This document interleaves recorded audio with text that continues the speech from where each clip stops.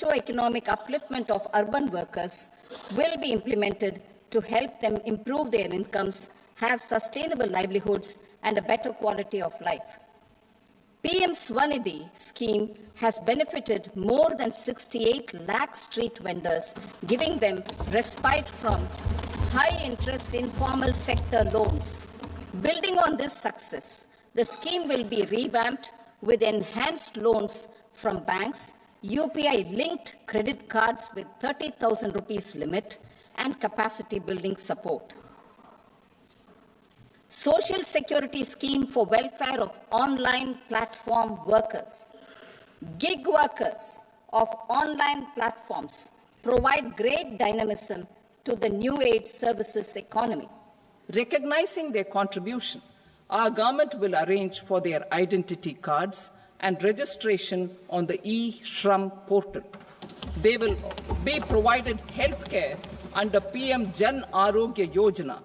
This measure is likely to assist nearly 1 crore gig workers.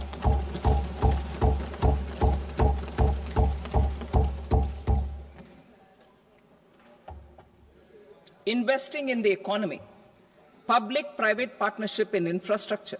Each infrastructure-related ministry will come up with a 3-year pipeline of projects that can be implemented in PPP mode.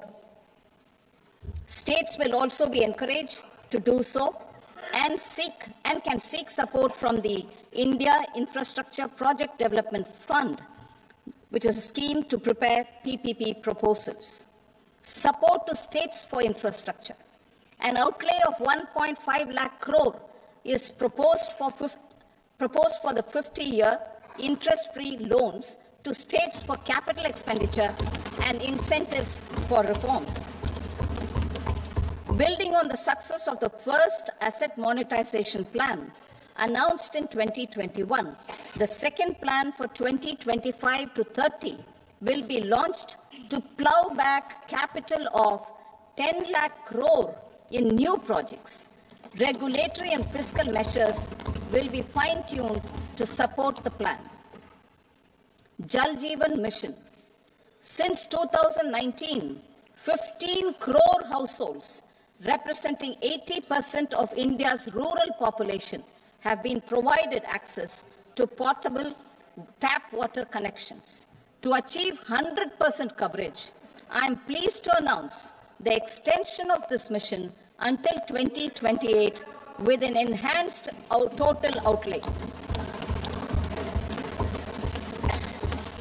The mission's focus will be on the quality of infrastructure and O&M of rural piped water supply schemes through Jan Bhagidari. A separate MOU or separate MOUs will be signed with the states and union territories to ensure sustainability and citizen-centric water services delivery. Urban sector reforms. Building on the July budget proposals, urban sector reforms related to governance, municipal services, urban land and planning will be incentivized. Urban Challenge Fund. The government will set up an urban challenge fund of 1 lakh crore rupees to implement the proposals for cities as growth hubs, creative redevelopment of cities, and for water and sanitation purposes announced in the July budget. This fund will finance up to 25% of the cost of bankable projects, with a stipulation that at least 50% of the cost is funded from bonds, bank loans, and PPPs. An allocation of 10,000 crore is proposed in 2025-26. Power sector reforms. We will incentivize electricity distribution reforms and augmentation of intra-state transmission capacity by states. This will improve financial health and capacity of electricity companies. Additional borrowing of 0.5% of GSDP will be allowed to states contingent on these reforms. Nuclear energy mission for Vikasit Bharat. Development of at least 100 gigawatt of nuclear energy by 2047 is essential for our energy transition efforts. For an active partnership with the private sector towards this goal, amendments to the Atomic Energy Act and the Civil Liability for Nuclear Damage Act will be taken up. A nuclear energy mission for research and development of small modular reactors with an outlay of 20,000 crore will be set up. At least 5 indigenously developed small modular reactors will be operationalized by 2033. Shipbuilding. The shipbuilding financial assistance policy will be revamped to address cost disadvantages. This will also include credit notes for shipbreaking in Indian yards to promote the circular economy. Large ships above a specified size will be included in the infrastructure harmonized master list. Shipbuilding clusters will be facilitated to increase the range, categories, and capacity of ships. This will include additional infrastructure, facilities, skilling, and technology to develop the entire ecosystem. Maritime Development Fund. For long-term financing for the maritime industry, a Maritime Development Fund with a corpus of 25,000 crore rupees will be set up. This will be for distributed support and promoting competition. This will have up to 49% contribution by the government, and the balance will be mobilized from ports and from private sector. UDAN regional connectivity schemes. UDAN has enabled 1.5 crore middle-class people to meet their aspirations for speedier travel. The scheme has connected 88 ports, airports, and operationalized 619 routes. Inspired by that success, a modified UDAN scheme will be launched to enhance regional connectivity to 120 new destinations and carry 4 crore passengers in the next 10 years. 4 crore additional passengers in the next 10 years. The scheme will also support helipads and smaller airports in hilly, aspirational, and northeast regional districts. Greenfield airports will be facilitated in Bihar to meet the future needs of the state. These will be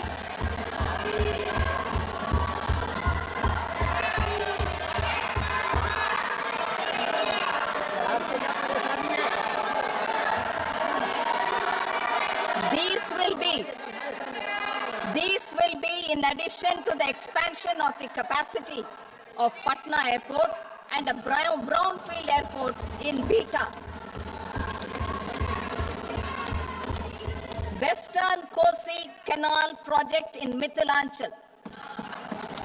Financial support will be provided for the Western Kosi Canal ERM project, benefiting a large number of farmers cultivating over 50,000 hectares of land in the Mithilanchal region of Bihar. Mining sector reforms.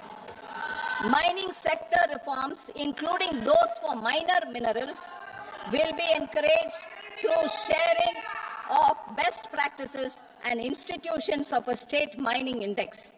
A policy for recovery of critical minerals from tailings will be brought out. Under the special window for affordable and mid-income housing, SWAMI, 50,000 dwelling units in stressed housing projects have been completed and keys handed over to home buyers. Another 40,000 units will be completed in 2025, further helping middle-class families who are paying EMIs on loans taken for apartments while also paying rent for their current dwellings. Building on this success, Swami Fund 2 will be established as a blended finance facility with contribution from the government, banks and private investors. This fund of 15,000 crore rupees will aim for expeditious completion of another 1 lakh units. PM Gati Shakti data for private sector. For furthering PPPs and assisting the private sector in project planning, access to relevant data and maps from the PM Gati Shakti portal will be provided. Tourism for employment-led growth. Top 50 tourist destination sites in the country will be developed in partnership with states through a challenge mode. Land for building key infrastructure will have to be provided by the states. Hotels in these destinations will be included in the infrastructure harmonized list. The following measures will be taken for facilitating employment-led growth. Organizing intensive skill development programs for our youth, including in institutes of hospitality management. Providing mudra loans for homestays. Improving ease of travel and connectivity to tourist destinations. Providing performance-linked incentives to states for effective destination management, including tourist amenities, cleanliness, and marketing efforts. And introducing streamlined e-visa facilities along with visa fee waivers for certain tourist groups. Continuing with the emphasis on places of spiritual and religious significance, in the July budget, there will be a special focus on destinations related to the life and times of Lord Buddha. Medical tourism and heal in India. Medical tourism and heal in India will be promoted in partnership with the private sector, along with capacity building and easier visa norms. Investing in innovation. To implement private sector-driven research, development, and innovation initiatives announced in the July budget, I am now allocating 20,000 crore rupees for this purpose. A deep tech fund of funds will also be explored to catalyze the next generation startups as a part of this initiative. In the next 5 years, under the PM Research Fellowship Scheme, we will provide 10,000 fellowships for technological research in IITs and IISc with enhanced financial support. The second gene bank with 10 lakh germplasm lines will be set up for future food and nutritional security. This will provide conservation support to both public and private sectors for genetic resources. We will start a national geospatial mission to develop foundational geospatial infrastructure and data. Using PM Gati Shakti, this mission will facilitate modernization of land records, urban planning, and design of infrastructure projects.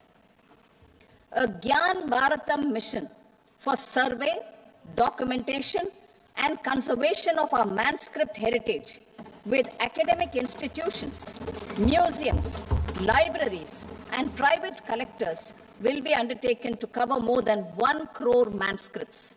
We will set up a national digital repository of Indian knowledge systems for knowledge sharing. Now I move to exports as the fourth engine.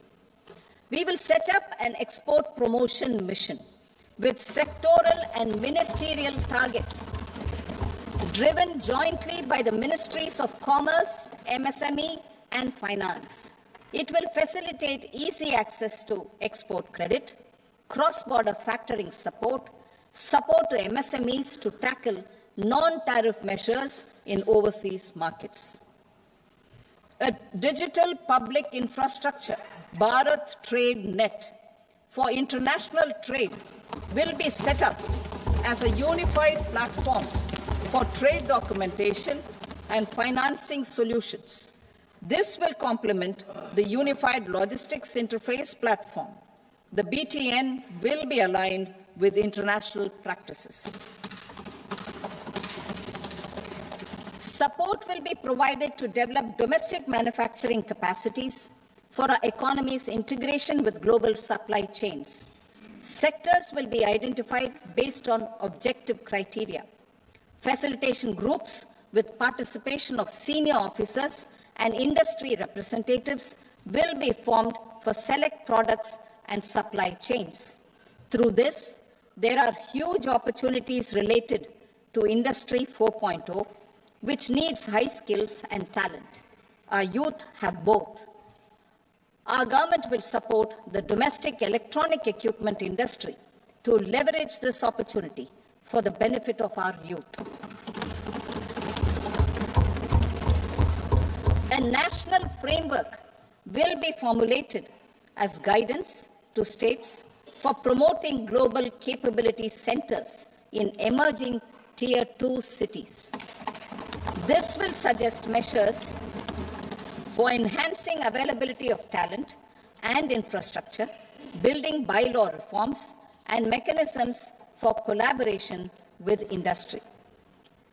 Our government will facilitate upgradation of infrastructure and warehousing for air cargo, including high-value perishable horticultural produce. Cargo screening and customs protocol will be streamlined and made user-friendly. Reforms as the fuel. Over the past 10 years, our government has implemented several reforms for convenience of taxpayers, such as faceless assessment, 2, taxpayer charter, 3, faster returns, 4, almost 99% returns being on self-assessment, and 5, Vivad Se Vishwas scheme.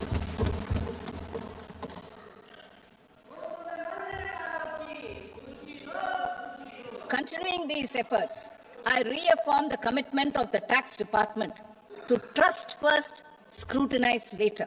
I also propose to introduce the new income tax bill next week. I will detail the indirect tax reforms and changes in direct taxes in Part B. Financial sector reforms. The FDI limit for the insurance sector will be raised from 74 to 100%. This enhanced limit will be available for those companies which invest the entire premium in India. The current guardrails and conditionalities associated with foreign investment will be reviewed and simplified. The services of India Post Payment Bank will be deepened and expanded in rural areas. NABFID will set up a partial credit enhancement facility for corporate bonds for infrastructure. Public sector banks will develop Grameen Credit Score Framework to serve the credit needs of SHG members and people in rural areas. A forum for regulatory coordination and development of pension products will be set up. To implement the earlier announcement on simplifying the KYC processes, the revamped Central KYC Registry will be rolled out in 2025. We will also implement a streamlined system for periodic updating. Requirements and procedures for speedy approval of company mergers will be rationalized. The scope for fast-track mergers will also be widened and the process made simpler. As proposed in the interim budget, we signed bilateral investment treaties with 2 countries in 2024 to encourage sustained foreign investment, and in the spirit of First Develop India, the current model BIT will be revamped and made more investor-friendly. In the last 10 years, in several aspects, including financial and non-financial, our government has demonstrated a steadfast commitment to ease of doing business. We are determined to ensure that our regulations must keep up with technological innovations and global policy developments. A light-touch regulatory framework based on principles and trust will unleash productivity and employment. Through this framework, we will update regulations that were made under old laws. To develop this modern, flexible, people-friendly, and trust-based regulatory framework appropriate for the 21st century, I propose 4 specific measures. A high-level committee for regulatory reforms will be set up for a review of all non-financial sector regulations, certifications, licenses, and permissions. The committee will be expected to make recommendations within a year. The objective is to strengthen trust-based economic governance and take transformational measures to enhance ease of doing business, especially in matters of inspection and compliances. States will be encouraged to join in this endeavor. An investment friendliness index of states will be launched in 2025 to further the spirit of competitive, cooperative federalism. Under the Financial Stability and Development Council, a mechanism will be set up to evaluate impact of the current financial regulations and subsidiary instructions. It will also formulate a framework to enhance their responsiveness and development of the financial sector. In the Jan Vishwas Act 2023, more than 180 legal provisions were decriminalized. Our government will now bring up the Jan Vishwas Bill 2.0 to decriminalize more than 100 provisions in various laws. I now move to fiscal policy. In the July budget, I had committed to staying the course for fiscal consolidation. Our endeavor will be to keep the fiscal deficit each year such that central government debt remains on a declining path as a percentage of the GDP. The roadmap for the next 6 years has been detailed in the FRBM statement. Revised estimates for 2024-25. The revised estimate of the total receipts other than borrowings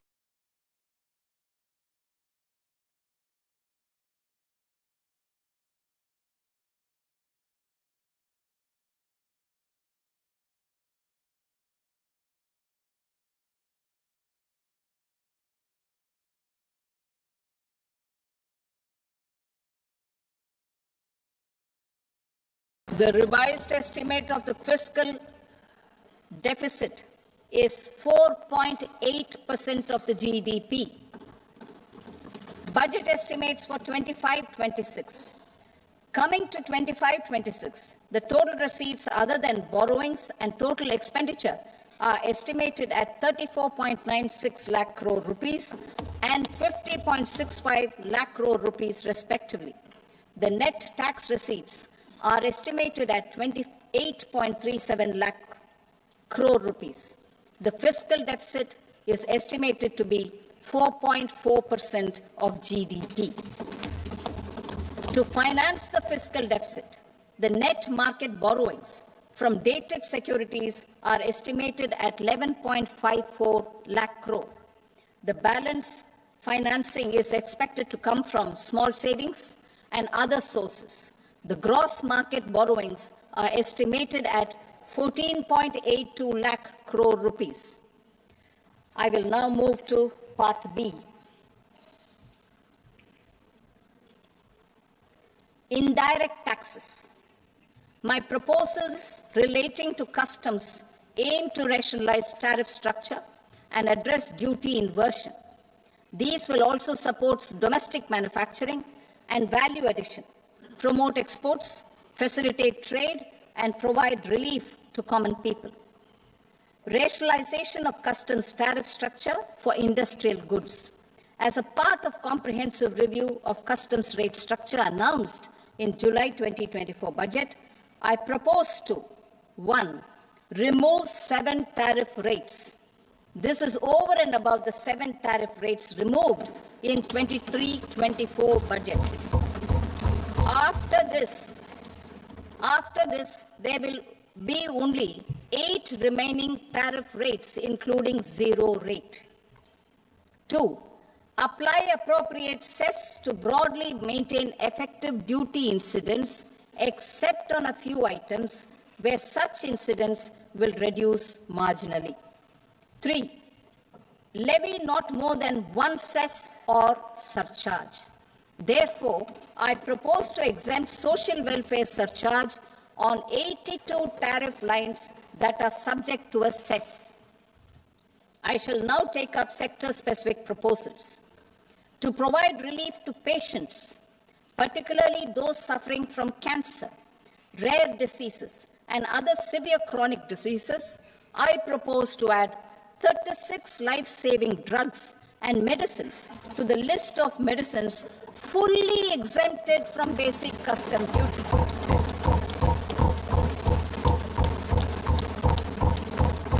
I also propose to add 6 life-saving medicines to the list attracting concessional custom duty of 5%. Full exemption and concessional duty will also respectively apply on the bulk drugs for manufacture of the above. Specified drugs and medicines under patient assistance programs run by the pharmaceutical companies are fully exempt from BCD, provided the medicines are supplied free of cost to the patients. I propose to add 37 more medicines along with 13 new patient assistance programs. Support to domestic manufacturing and value addition. Critical minerals. In the July 2024 budget, I had fully exempted BCD on 25 critical minerals that are not domestically available. I had also reduced BCD of 2 other such minerals to provide a major fillip to their processing, especially by MSMEs. Now, I propose to fully exempt cobalt powder and waste, the scrap of lithium-ion battery, lead, zinc, and 12 more critical minerals. This will help secure the availability for manufacturing in India and promote more jobs for our youth. To promote domestic production of technical textile products such as agro-textiles, medical textiles, and geotextiles at competitive prices, I propose to add 2 more types of shuttle-less looms to the list of fully exempted textile machinery. I also propose to revise the BCD rate on knitted fabrics covered by 9 tariff lines from 10 or 20 to 20% or 115 rupees per kg, whichever is higher. Electronic goods.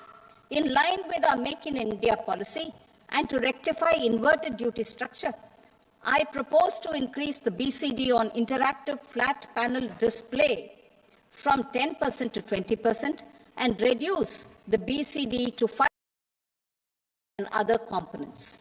In 23-24 budget, for the manufacture of open cells of LCD, LED TVs, I had reduced the BCD on parts of open cells from 5% to 2.5%. To further boost the manufacture of such open cells, the BCD on these parts will now stand exempted. Lithium-ion battery. To the list of exempted capital goods, I propose to add 35 additional capital goods for EV battery manufacturing and 28 additional capital goods for mobile phone battery manufacturing. This will boost domestic manufacture of lithium-ion batteries, both for mobile phones and for electric vehicles. Shipping sector. Considering that shipbuilding has a long gestation period, I propose to continue the exemption of BCD on raw materials, components, consumables, or parts for the manufacture of ships for another 10 years.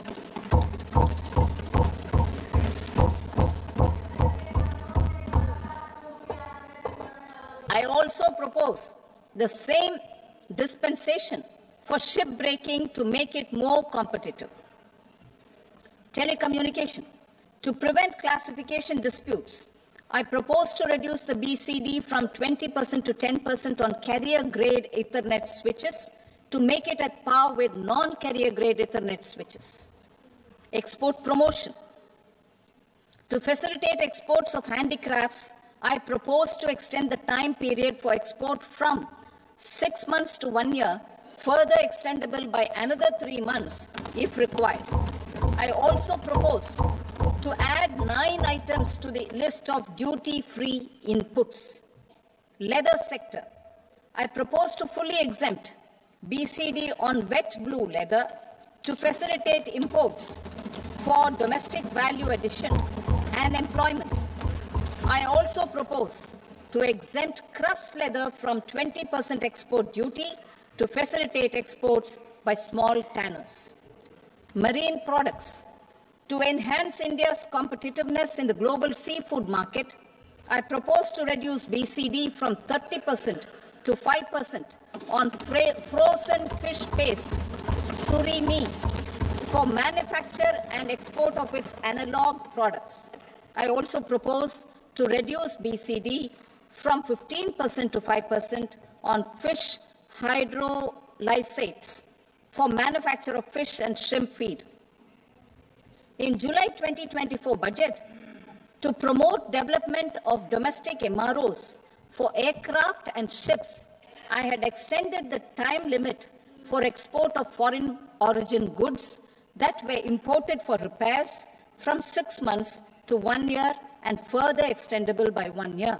I now propose to extend the same dispensation for railway goods. Time limit for provisional assessment. Presently, the Customs Act 1962 does not provide any time limit to finalize provisional assessments, leading to uncertainty and cost to trade. As a measure of promoting ease of doing business, I propose to fix a time limit of 2 years, extendable by a year, for finalizing the provisional assessment. I propose to introduce a new provision that will enable importers or exporters, after clearance of goods, to voluntarily declare material facts and pay duty with interest but without penalty. This will incentivize voluntary compliance. However, this will not apply in cases where department has already initiated audit or investigation proceedings. For industry to better plan their imports, I propose to extend the time limit for the end use of imported inputs in the relevant rules from 6 months to 1 year. This will provide operational flexibility in view of cost and uncertainty of supply. Further, such importers will now have to file only quarterly statements instead of a monthly statement.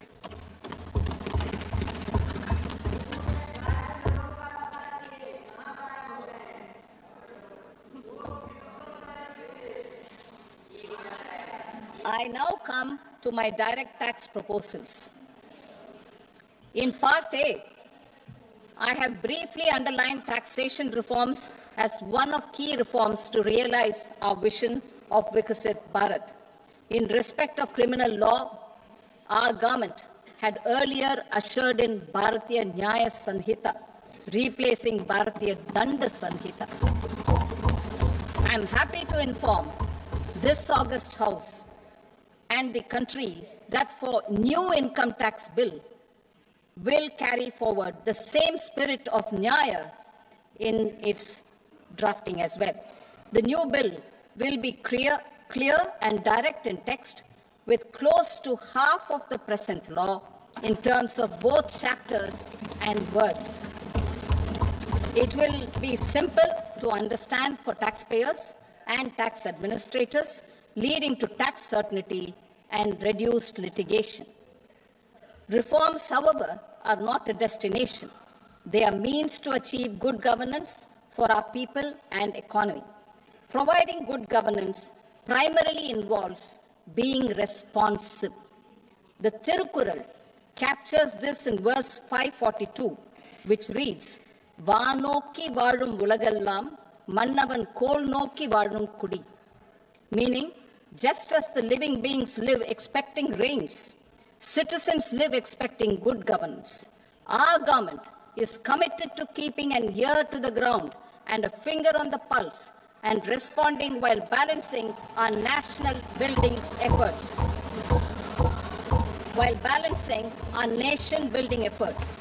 The following measures will detail just how our government will, under the guidance of PM Modi, has taken steps to understand and address. I repeat that sentence, sir.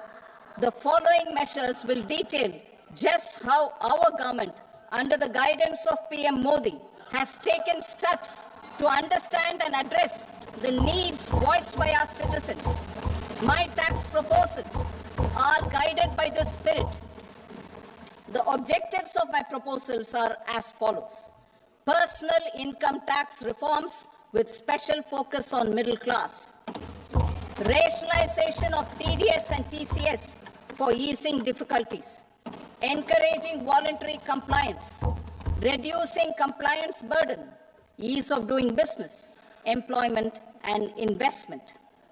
I will come to my proposal on personal income tax towards the end. TDS and TCS, rationalization for easing difficulties. I propose to rationalize tax deduction at source, TDS, by reducing the number of rates and thresholds above which TDS is deducted. Further, threshold amounts for tax deduction will be increased for better clarity and uniformity. The limit for tax deduction on interest for senior citizens is being doubled from the present 50,000 rupees to 1 lakh rupees. Similarly, the annual limit of 2.40 lakh rupees for TDS on rent is being increased to 6 lakh rupees. This will reduce the number of transactions liable to TDS, thus benefiting small taxpayers receiving small payments. The threshold to collect tax at source, the TCS, on remittances under RBI's liberalized remittance scheme, the LRS, is proposed to be increased from 7 lakh to 10 lakhs. I also propose to remove TCS on remittances for education purposes, where such remittances is out of a loan taken from a specified financial institution. Both TDS and TCS are being applied on any transaction related to sale of goods. To prevent such compliance difficulties, I propose to omit the TCS. I also propose that the provisions of the higher TDS deduction will now apply only in non-PAN cases. In July 2024, the delay for payment of TDS up to the due date of filing statement was decriminalized. I propose to provide